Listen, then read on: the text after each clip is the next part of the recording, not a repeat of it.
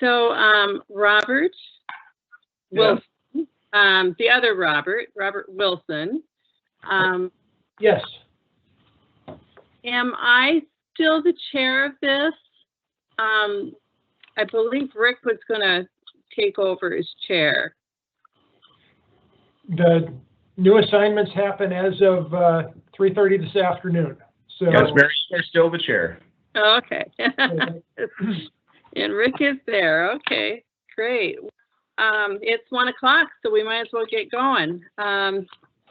We will, at this time, call to order the Flood Sales Tax Committee meeting of December 7th, 2020. And we have minutes from the previous meeting. Hopefully you had an opportunity to review those. I would entertain a motion to approve. Mike Montplaisir, so moved. Thank you, Mike. Is there a second? Second from Jason. Thank you, Jason. Any discussion? All in favor, say aye. Aye. Aye. Opposed, same sign. Okay, then let's talk about the tax fund update. Do you have that, Mike? Sure. You've got the sales tax activity report in your packet there. That shows we have a little over $8 million on hand. It actually didn't get recorded, the October payment or November payment. And so if you look on the next page where it talks about sales tax by year, it shows that we're down 1.8. That doesn't include the November payment of 1.4 million. And of course, there's also an estimate for December. We'd have about, conservatively, an estimate of about 1.1 million. We expect about a 4% increase year over year, 2020 over 2019. So we have lots of funds on hand. On the next page is the county projects. It shows that we have an unencumbered balance of $6,194,000. One of the things I'd like to point out is we still have that outstanding project for Davenport, which has I think a local cost of about 1.4 million. I'm not sure where that's in the process with the State Water Commission. Hopefully somebody has an update for us on that one. Okay. Well, we're sitting good. Yeah, we've a lot of sales going on in spite of everything else that's happening. Did we ever get, I know in the last meeting we discussed getting some of these closed out. Did we get any of that accomplished? I think there were a couple, I know Castleton, for instance, had one that was closed out. I'm not sure of any others. Maybe that's something, or, well, we made a lot of payouts in the last couple of months of 2020, so.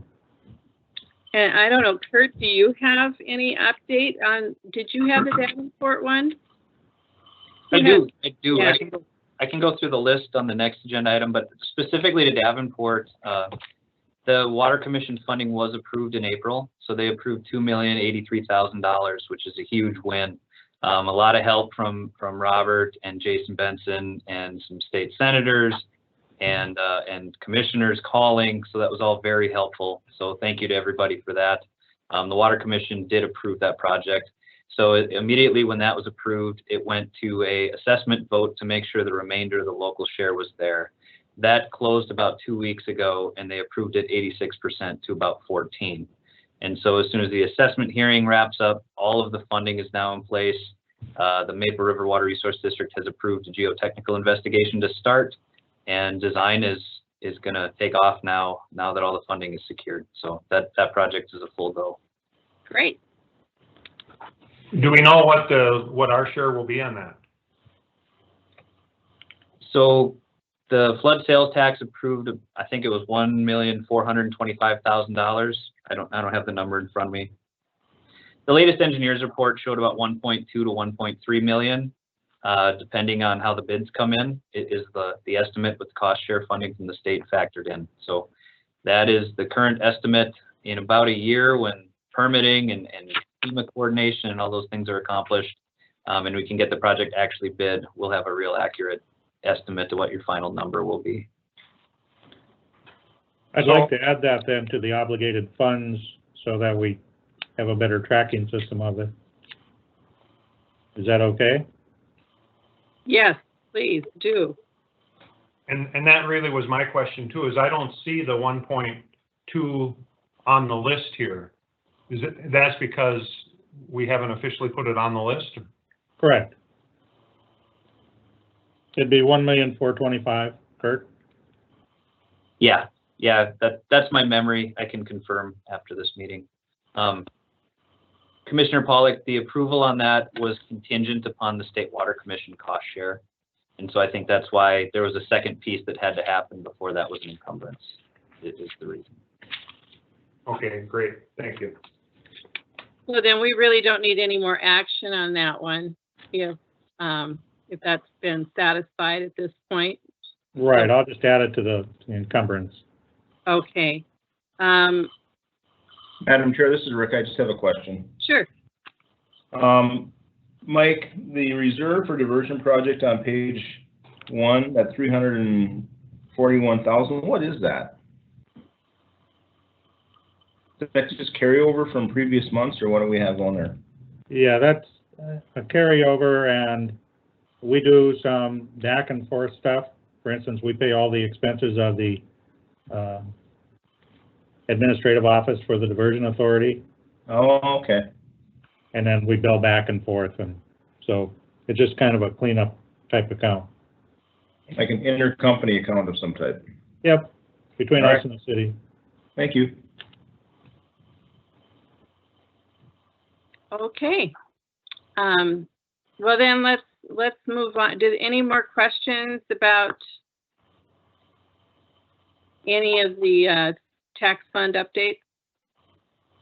Then we'll continue to move on with the status update. You've heard about the Davenport one.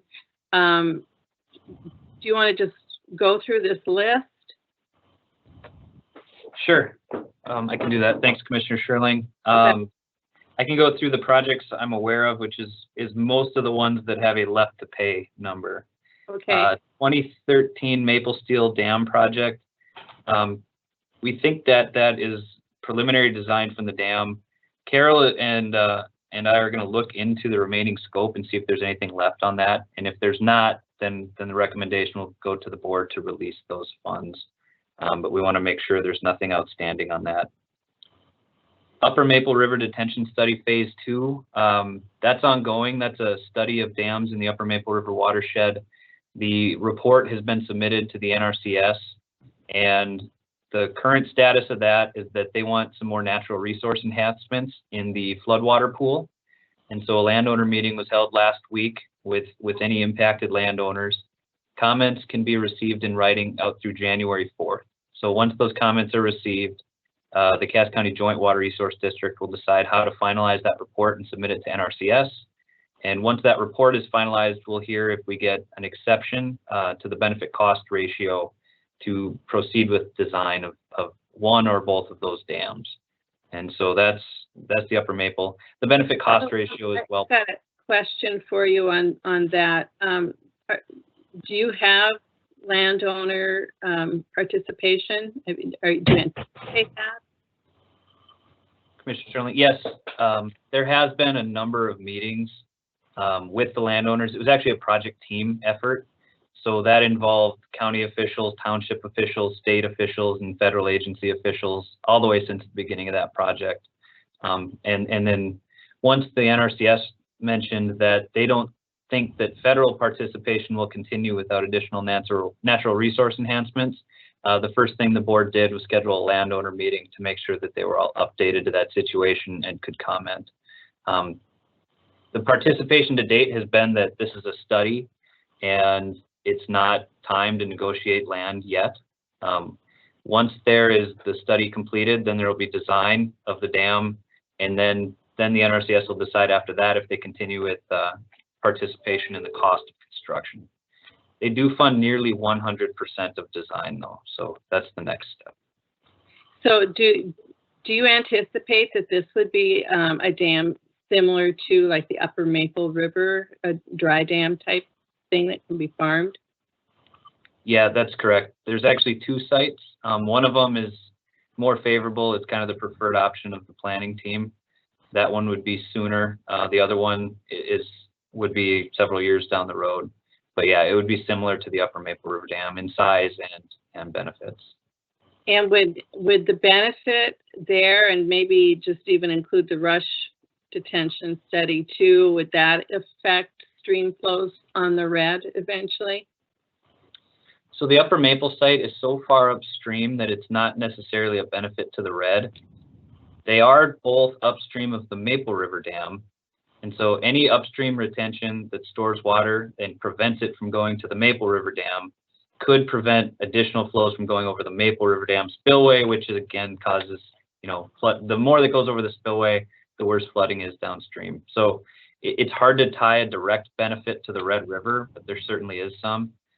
The other thing is with the benefit cost ratio, the way it was, with most of the benefits being to agricultural land that's adjacent and downstream township roads, the natural resources enhancements do provide water quality benefits to the entire watershed.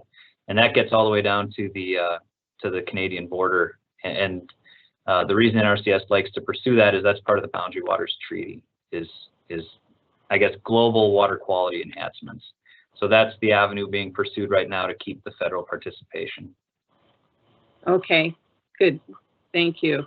Yeah, I'm on that board as well. So that's it's been a really hot topic with our Canadian friends. Sure. So thank you. Go ahead. Okay, 2015 Rush River Detention Study. That plan is nearly complete. The NRCS is just finishing up the details. They did cost share in the design. So the final outcome of the Rush River study was not any impoundments or dams. It was a flood protection ring dike around the city of Amenia. And that's what came out of the planning study. And so that project will remove Amenia residents and businesses from the floodplain. It'll be a certified protection project. It's a lot like Davenport. The difference is with the NRCS involvement, they are paying 100% of the next step, which is final design. There's an agreement through the Red River Retention Authority to be done by next September with that. I shouldn't say 100%. There's about $15,000 in pre-permitting that is part of that the NRCS does not cost share in. But of about $495,000 in design and permitting and geotechnical and all those things, FEMA coordination, $15,000 is the only remainder from that. The NRCS has agreed to share $480,000. So it's fantastic. But the plan is not quite done, so there are probably still some more bills coming in on that.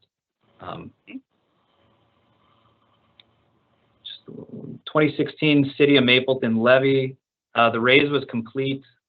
The dollars are probably all spent, but pending final accreditation from FEMA, the city's going to hold those funds until they know if they have to do any more work on their levy system.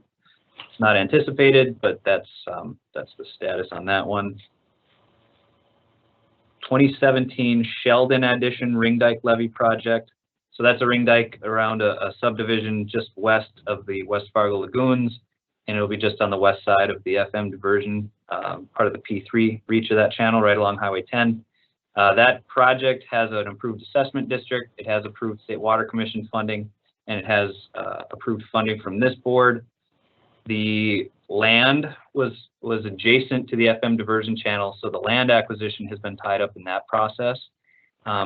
I think it was 1 or 2 meetings ago, the Cass County Joint Board decided to move forward with eminent domain for a quick take on the land for that ring dike. So once the land is secured, then the board can pursue getting someone under contract to construct the levee. There's also a piece where the material was going to be provided by the P3 contractor, but with the schedule, the way it is right now, it may just affect the timing of that project. It'll save a lot of money to the Sheldon project if the P3 developer can just spoil right adjacent to the subdivision. But once the schedule is known, once there's a P3 contractor and we can work with them to see what their thoughts are, we'll know more detail about the construction schedule. So the project's still a go. It's a little ways out yet, though. City of Hunter Dam, that project is almost done. I talked to the engineer on that. They're just waiting for some concrete sealing to be done. So they have not submitted their final costs yet. 2018 Red River Basin Commission, that's for detention study modeling. I believe there's a little more work to be done with that. And the Red River Joint Board is working with the Red River Basin Commission on updating some models and with the Corps of Engineers. 2018 Mapleton levee recertification, the packages have been submitted to FEMA. The city is working with FEMA to close out final comments on the mapping. So there will be some more costs with the Mapleton levee recertification. 2019 Upper Maple River Dam improvements. That project is complete. It wrapped up within the last month. Looks really good, and all the bills should be in soon. So you should be seeing your participation in that. I see Kathy's on the phone for the Ocker Ring Levee project. 2019 T180 dam safety improvements. That project was also completed this summer. That involved a UV cured in place pipeliner, which was an innovative way to basically replace the principal spillway culvert on that dam without having to do any excavation. So really neat project. It is done, so you should be seeing the final bills on that fairly soon. And then the 2020 Castleton Industrial Park corrective work, that I talked to the engineer on that. Project is done, and the auditor should be submitting those bills fairly soon. So those are all the projects I'm aware of. You're on mute, Mary. Thank you. Thanks for that, Kurt. Did we miss anything? Was there anything else that needed to be added here? Jason, do you have anything? Commissioner, I think my only comments would be that at the Highway Department, we continue to work with the water resource districts and with Kurt in these various projects. So we've teamed up with them on the various studies and even things like the ring levee for Amenia. We have a future road project, improvement project through Amenia. So we're working with them as well to make sure that we're not going to do overlapping work, and even from a highway perspective, that we're collaborating together on these projects. Great. Anybody have any questions? Commissioner Pollock, I do have a couple of questions. Great. On the Sheldon ring levee project, you know, almost right across the road from there and a mile down, the city of West Fargo has a huge spoil bank of clay. And if this project decides to go forward without the advantage of the clay generated from the actual diversion construction, just want to make sure that Kurt and others on the board are aware of that, of that great big pile there. It's from when they dug out the lagoons that they have that.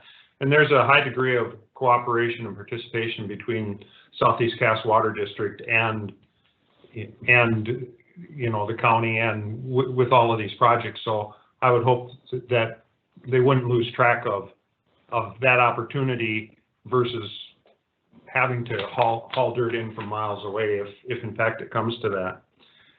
And I think that as these projects are completed, like the Mapleton levee certification and or raise, or the things that happened in Arthur, they deserve a news release so that the people in the outlying areas of the county know that the sales tax that they're paying in Fargo is going to projects that benefit the outlying region. And I just don't think that we've gotten that message out. And I'd like to ask or mention it to Robert that maybe he could point Caitlin in the right direction on all of these to provide information on these projects as they're completed, so that there's a continuing update to the public of the flood reduction risk that is taking place as a result of having the sales tax in place. Thank you, Commissioner. That's an excellent idea. Agreed. Mary, I I have- will, I I have one will, additional question for Kurt. Sure, I think- go ahead, Mike. I think you skipped over the Harwood levy improvements. Do we have any update on that? We still have $102,000 there. I don't, I'm not involved with that project, but I could contact the engineer who is and get him in contact with you. Thank you. Thank you. Anyone else? yeah, Well, this, okay, you go ahead, but I do have one other thing too, but go ahead. yeah, I would just say, Kurt, as things are, get the final check off, let me know, because we will work on that, and absolutely, we would like to share that message as projects are completed, and we will tell that story. So I think that's a great idea. I appreciate it. Thanks. I have a commission meeting in Davenport tonight. This is the first meeting since the assessment district vote passed. So I think now is probably a really good time to do a Davenport press release. It's a big number and it's a huge benefit to a small rural Cass County community. So I will mention this to them, and I think on the county side, it'd be an excellent idea. Good timing. Great, thank you. Commissioner Pollak. All right, thank you. As I pass into irrelevancy on this board, I know that at some point between when I served on the commission and when I got back on the commission, that the intent changed on the flood sales tax, because originally it was to be, the dollars were to be spent on areas outside of the protected area from the diversion, once the diversion was complete. And yet I do see, especially the Harwood project, which will be protected by the diversion. And, you know, because we have the money, it appears that we're searching for projects, and it's kind of outside of the scope of what the original intent of the flood sales tax allocation was for. And so I know that you have the authority to do it, but when you have excess money, I've always felt that government is a poor place to store extra money, because we always find a way to spend it. And again, I ask that if an area is going to receive protection from the diversion, that we really want to be careful about how we spend those sales tax dollars. Oh, thank you, Commissioner. Appreciate those comments. Jason, can you address that at all, and how this affects Harwood and how that's going to work with in conjunction with the project? Yeah, thanks, Commissioner. I think, you know, there have been a couple areas, and Harwood is really the main area where we funded some additional projects. And because of the kind of backwater effects of Harwood being so close to the outlet of the diversion channel and the confluence of the Cheyenne going into the Red, that their levee issues, they still need those, you know, from making sure that they stay certified and having those improvements. You know, I think what it does is the diversion project provides for an extra couple of feet of protection versus or ability in the project. You know, so if their levees are currently providing, you know, protection plus 2 feet freeboard, now with the diversion, they're probably going to be providing 4 feet of freeboard. So those levees are still needed, and I think the components that we've paid for are still relevant with or without the diversion project. And will this make it so they don't have to pay flood insurance? Yes.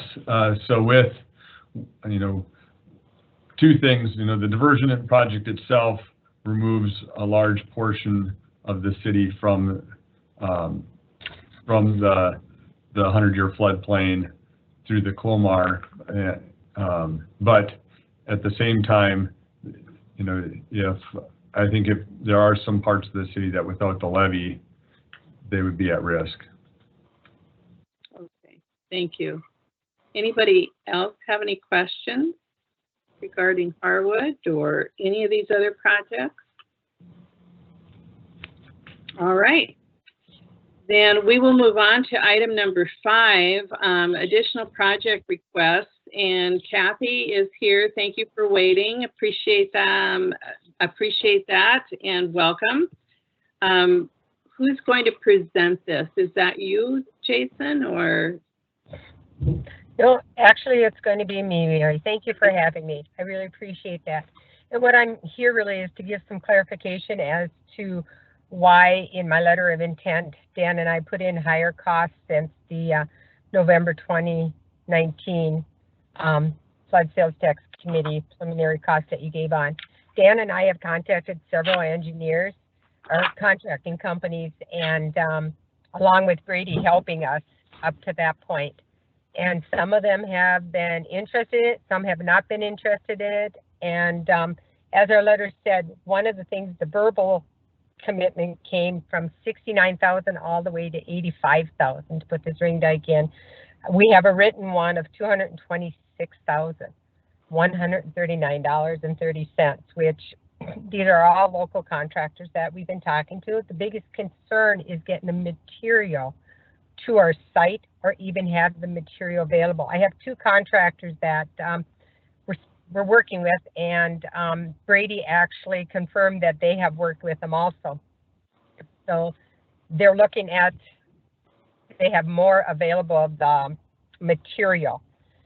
The presented cost in 2019 was $45,000, of which the State Water Commission approved $24,347.83, leaving the $20,826, which the Flood Sales Tax Committee gave a 50% share cost, which was $10,313.10, which was greatly and still is greatly appreciated.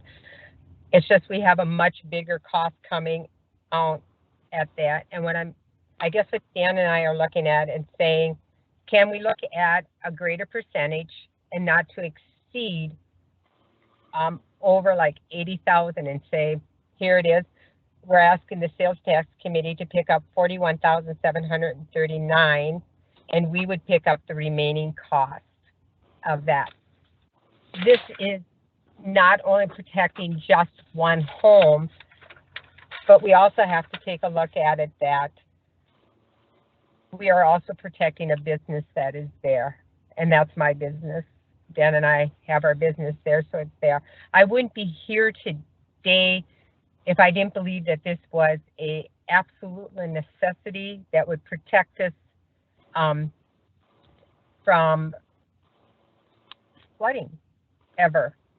And so that's one thing. And also along with July 2020, when I attended the Rush River Water Resource District meeting, it was a recommendation of a board member to come back to the Flood Sales Tax Committee. So that is why I am here today. Any questions, any comments? I'm open, and if I can't answer them, I really, you asked why I'm presenting this is because Dan and I really hold tight budgets.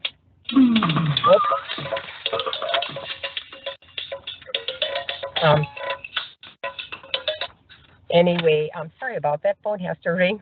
A parent calling, they'll be fine.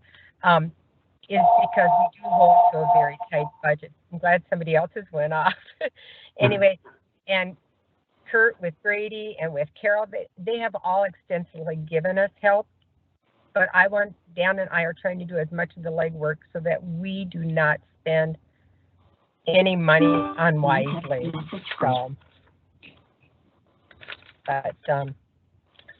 So that's where we're at right now. And we're looking at also the 2 contractors that we are working with could not do it this fall. Okay. So I have a couple of questions, and then hopefully other folks have got a question. This might be more for Jason or Kurt or someone else.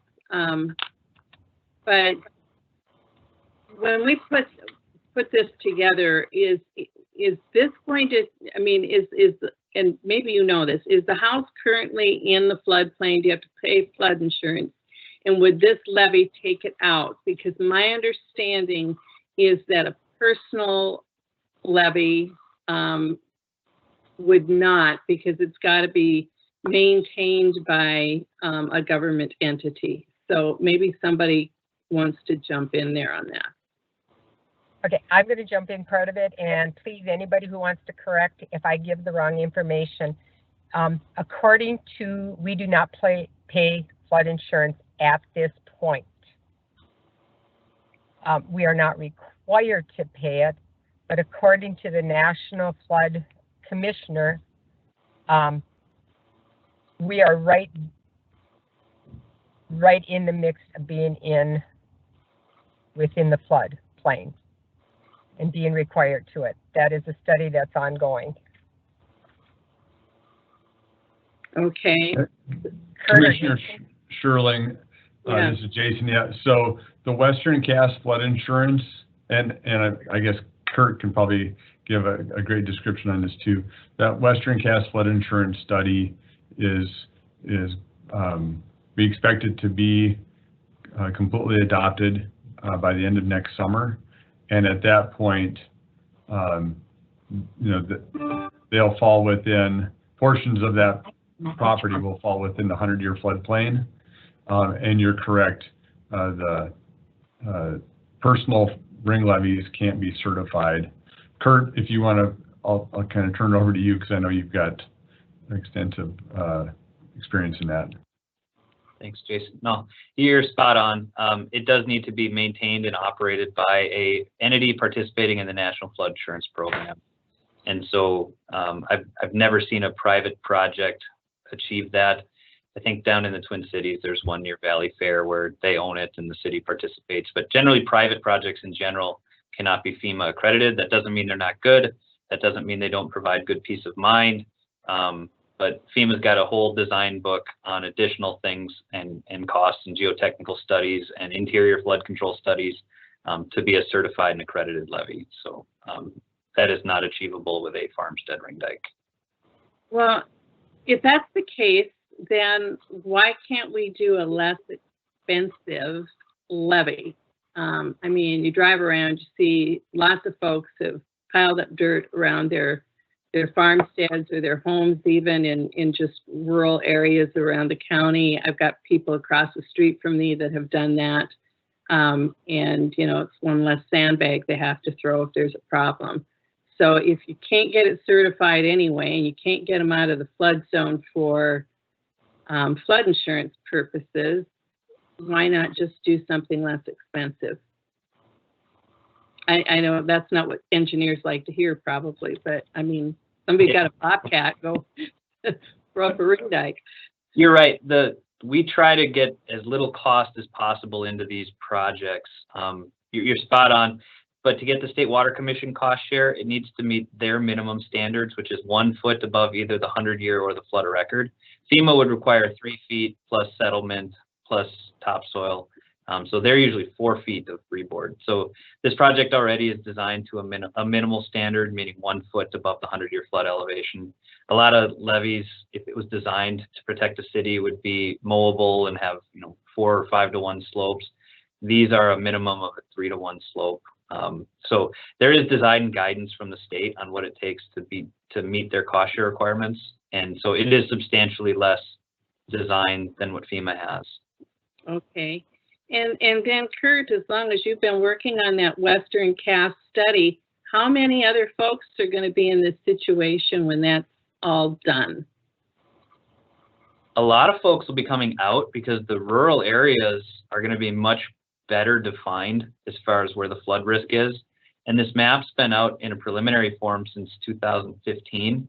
And a lot of townships knew that, and Jason at the county has been spreading that message. So there's been a lot of wise construction done since then. So even though the maps aren't effective, they've been useful for 5 years already. But like I said, there's a lot of areas on the countryside that are Zone A. FEMA just drew it 3 miles wide and called the whole area west of West Fargo a floodplain. And now it's based on elevations and LiDAR topography, and it's a much better defined floodplain. So I did an analysis a couple years ago. I believe in the rural areas, there was more people coming out than going in. But there will be people that will receive more accurate mapping and others like this. It shouldn't be the flood insurance that's the driver of a rural ring dike, though. It should be the need, like I said, because it does not meet FEMA accreditation. And so it can't get you the insurance benefit or the reduced insurance benefit, but it's the ones that are really at risk. And this is one where the county highway department has been out to sandbag.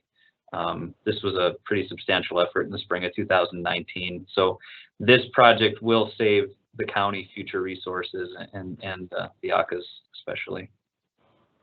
And one other question, and then I'll open it up to others, is why the difference in, you know, such a huge range in bids on this? Anybody venture a guess? Maybe Kathy, did anybody tell you? I mean, Mostly what they said is getting the material from, I'll give you a prime example. FedEx has a huge pile of clay there, getting it from there to our place, just the transportation and the labor to get it there. That's the biggest thing. Commissioner Sherling, if I may too, it's been a very busy year catching up on construction for the local contractors as well. The fall of 2019 with that many inches of rain in September and flooding into October delayed a lot of projects. So it's been hard. It's not been impossible, but availability of contractors this year was a challenge, especially for smaller projects because they were working on finishing up their larger projects. The other common borrow source on these farmstead ring dikes is often you go behind your shelter belt and dig a hole. And I don't believe, Kathy, you've got enough land to mine your own material from on site. No, we tried to purchase extra land, but we didn't get the whole amount we wanted. That's the most common way of accomplishing these projects. So Madam Chair, yes. Commissioner Pollock speaking. When we first, I was on the board when we approved the initial ask that was granted, and the logic at that time was sound, and I believe it passed without any dissension. And so I would have to think that the logic for continuing to support this is good. And so I would offer, and I could put it into a motion, but you know, I think that this board should be willing to participate to the same degree that they were willing to participate previously, based on a percentage of the cost.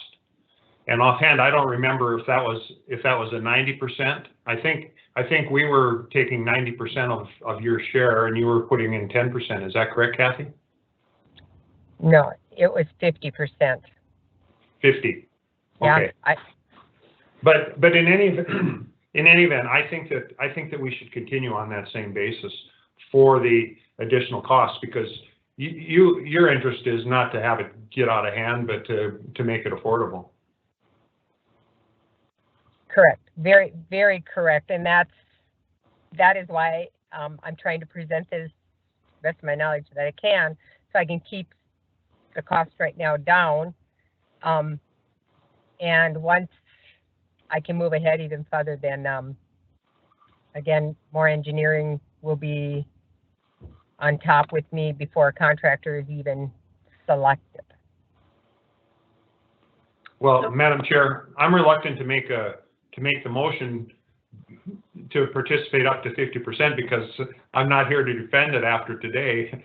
But and I don't know that we can really do that without having a dollar amount on it. That's probably correct. I think it seems to me that we should have an estimate, and maybe just you know, that we could give you our blessing to please go get one and bring it back next spring.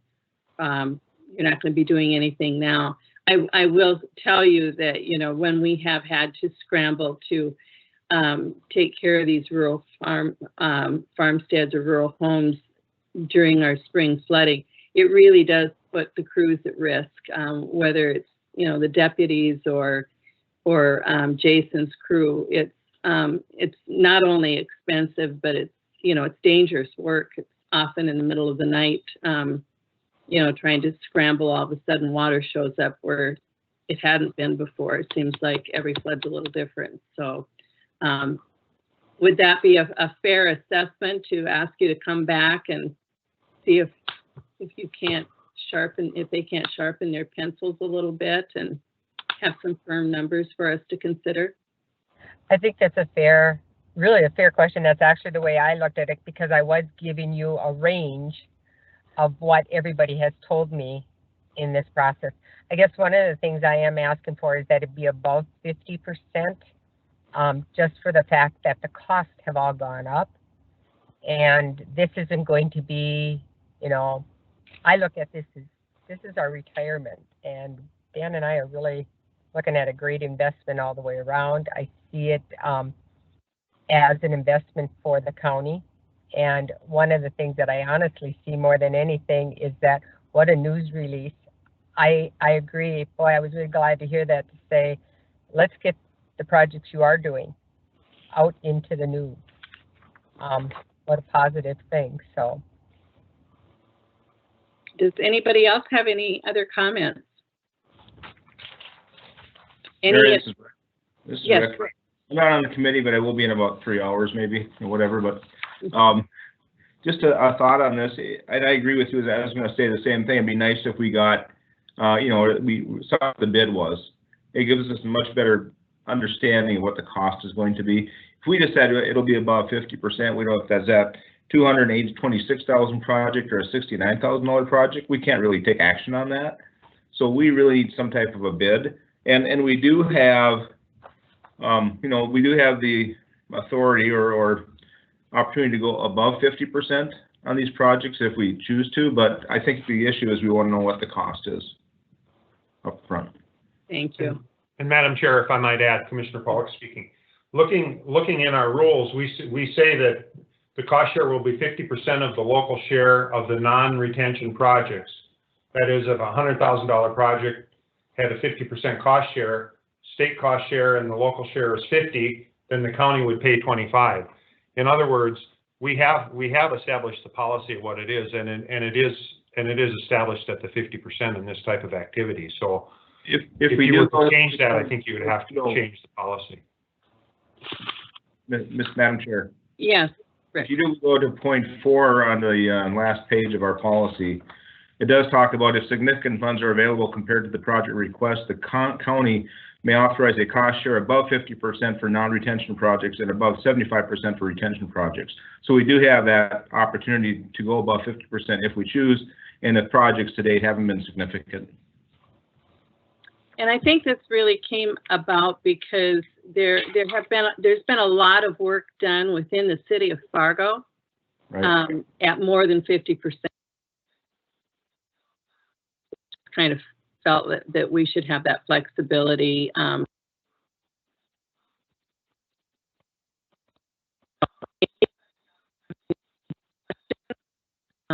Concerns. I think you've got your recommendations, so we look forward to hearing back from you, Kathy, with some firmer numbers at our next meeting. okay. I appreciate your time very much. Thank you. Thank you so much for joining us. Okay, then let's move on to item 5B, the Elm River Watershed Study. I guess the Elm River Joint Board is looking for funds for the Elm River Watershed Study. We hired Moore Engineering to do the study.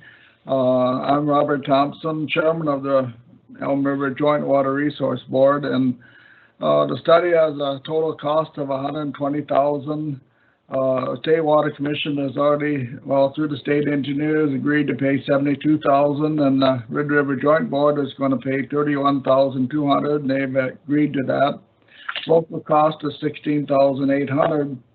Part of the study is doing some more work from Page up to the dam number 1, located on the very corner of Steele County. That would be $4,000, which North Cass had agreed to pay. Plus, we're also paying like 40% of that, whatever's left of that $16,800, which should be $12,800. So it comes out to roughly $8,000-9,000 altogether. What we're looking for is applying for $4,000 from you. We're still located in Cass County, even though we're the northwest corner of Cass County, but we're still in Cass County, and we do pay the sales tax. And we found that looking over these dams, dam number 3, which is actually located on our property, is operated quite well. And it's gone over the spillway twice, I think 79 and 97, barely went over. And but dam number 1 has been going over the emergency spillway just about every year, not twice a year.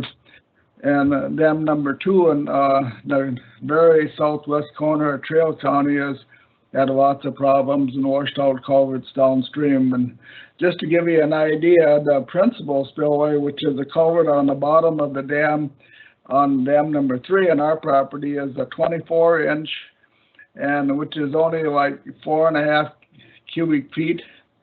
And the culvert principal spillway on dam number 1 up in Steele County is 30-inch, which is like about 7 square feet. And the rehab, I'm sorry, I'm talking about the culvert is a 30-inch, but it's they had a watershed area for dam number 1 of 44.5 square miles, but it's actually 54 square miles. We had a watershed area in dam number 1 of like 4.5 square miles, and that's the reason it goes over the spillway. So we need to study these tributaries of the Elm Rivers. There's one coming up from Page that when they built the dam had a lot of damage in the area, and they're trying to get rid of that damage. And there's also the tributary from dam number 3 coming up that meets up by Galesburg. So most of what's going on is in Cass County, except the southeast corner of Steele County and the southwest corner of Trail County, which has dams number 1 and dam number 2. But anyhow, I think Chris Gross is on here. He can probably explain part of the study. I need to say that like our funding for the Elm River Joint Board comes from taxing of crossings, road crossings, railroad crossings, and bridges, and so on. And because we put the dam in, you can get by with lower culverts and bridges and so on, smaller, I should say. And that's why our funding has been to that effect. And that's where the $16,800 is going to come from. But we wanted extra work done in Cass County, so we wanted the $4,000, but they're also paying into the $16,800. But Chris Gross, I believe, is on, and he can explain a little bit more about the study. Yeah, good afternoon, everyone. As Robert indicated, Chris Gross from Moore Engineering, the engineer for the Elm River Joint Water Resource District. Robert touched a lot on the project's extent here. There are 3 dams in the Elm River watershed that serve Cass, Steele, and Trail County. About 60% of that watershed of these 3 dams does come from Cass County, and about 40% comes from the other 2. And so as Robert indicated, some of the dam's principal spillways appear to be undersized. It's led to the emergency spillways being used extensively, which, as everyone knows, when you start to use those emergency spillways, the downstream crossings have a significant issue with passing that amount of water. So what this analysis is going to do is it's kind of like a 3-part process, but ultimately what the Elm River Joint Board is looking to accomplish is to study the 2 dams that are on the downstream end, so Dam 2 and Dam 1. Dam 1 is in Steele County, and Dam 2 is in Trail.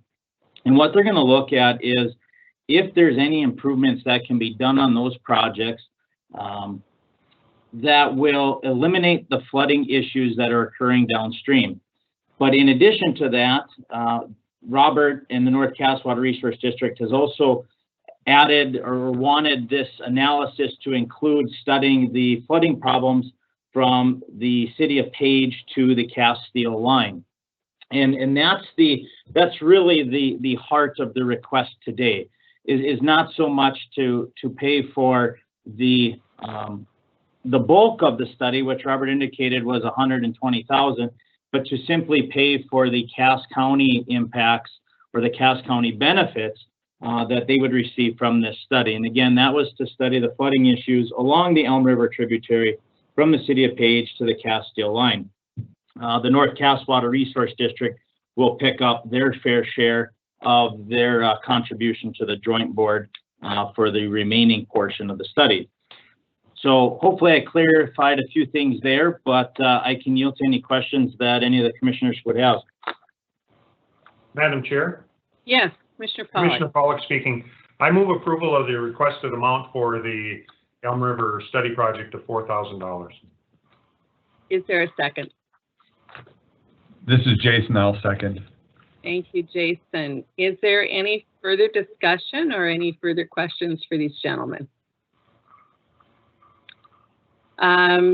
Let's take a roll call vote, please.